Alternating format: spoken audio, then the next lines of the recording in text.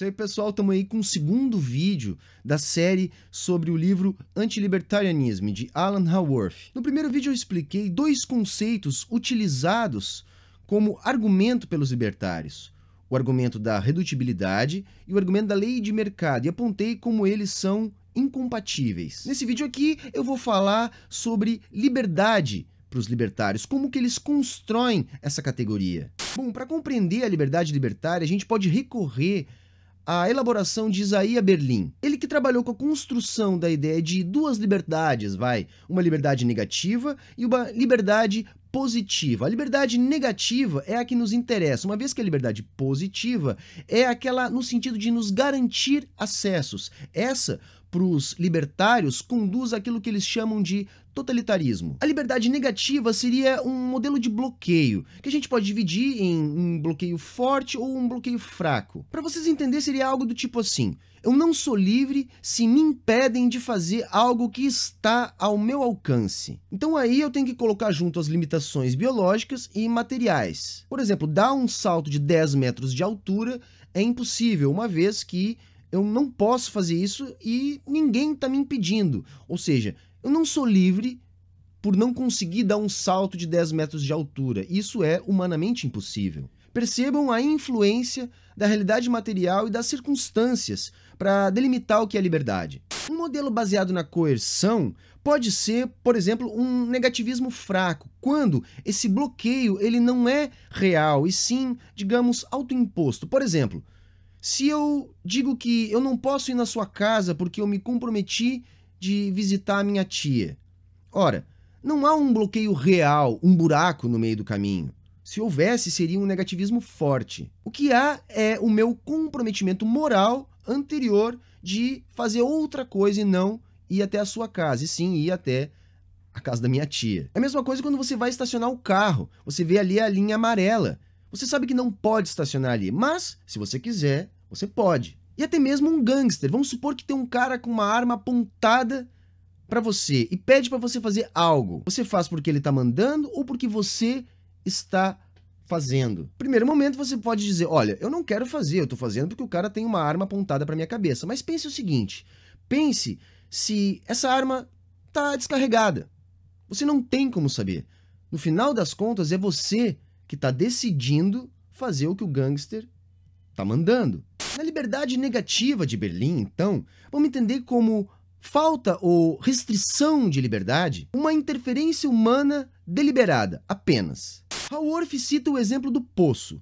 Digamos que uma pessoa lhe jogou num poço e lá você está preso, ou seja, visivelmente diante de uma ausência de liberdade, você não consegue sair do poço.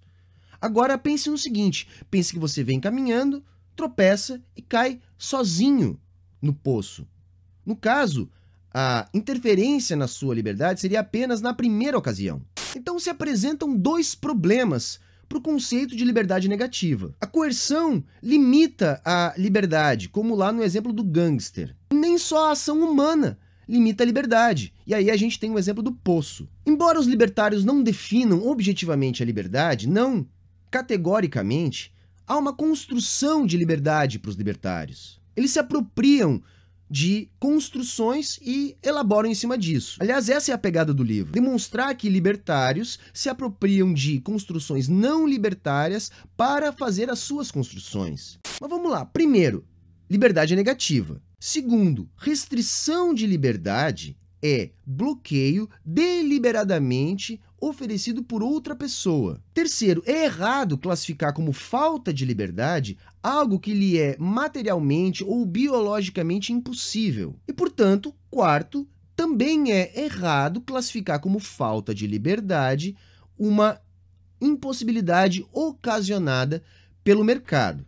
Repararam? Os libertários, de maneira geral, classificam como restrição à liberdade a coerção deliberadamente imposta por outra pessoa. Segundo eles, a natureza não restringe a liberdade. Só que, como a gente viu, a coerção pode ser autoimposta, lá no exemplo do gangster. E a natureza é uma barreira, é um bloqueio. Por exemplo, se não houvesse a gravidade, eu poderia dar um salto de 10 metros.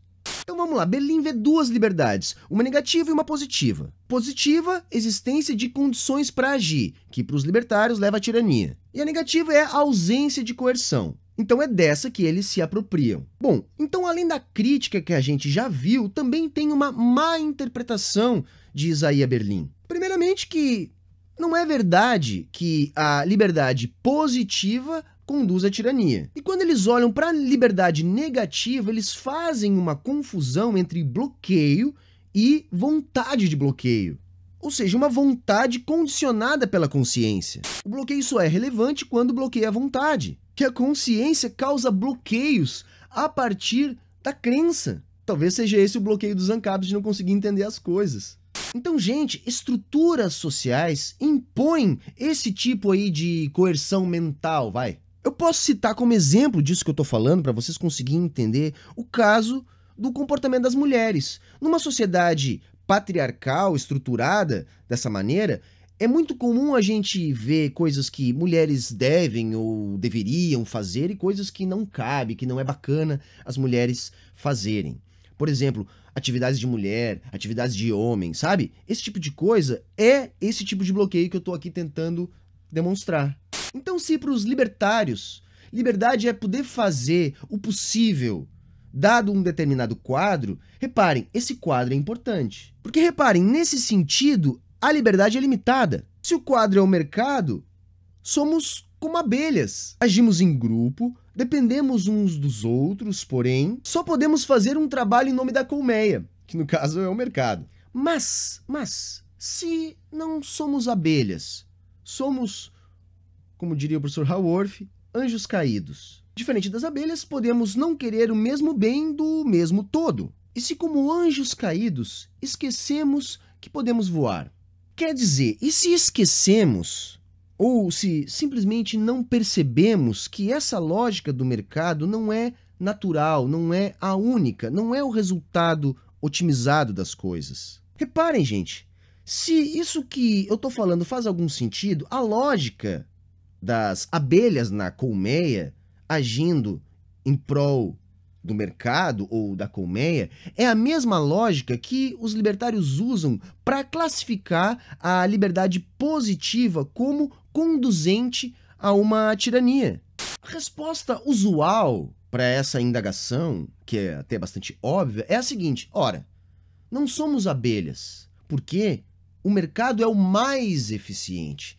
Somos livres, só se não fizermos isso, perderemos em eficiência. Só que, gente, o centro da questão é: os libertários não estão falando sobre liberdade, eles não têm essa preocupação. A questão deles é com propriedade. Nozick vai usar lá o artifício do exemplo das cercas. Você coloca cercas e dentro do seu cercado você é livre.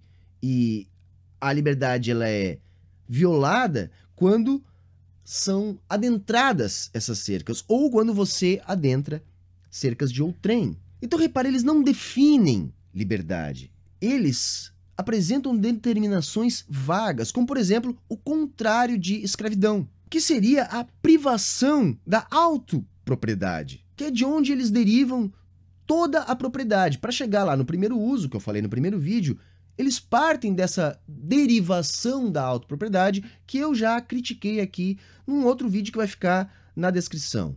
Só que nessa elaboração de liberdade, eles esquecem que existem inúmeras outras coisas que podem provocar obstáculos que restringem a liberdade, como a sujeição à vontade do outro, como a coerção em si. Assim, os libertários, na sua construção de liberdade negativa, veem o mundo como abelhas numa colmeia, num sistema análogo àquilo que eles podem classificar como totalitário ou como socialismo. Só que são, na verdade, anjos caídos, que esqueceram que podem voar. Eles estão lá há tanto tempo nessa lógica da colmeia, que agora creem fielmente que esta lógica é a única lógica possível, sendo que, na verdade, apenas é a única que eles conhecem.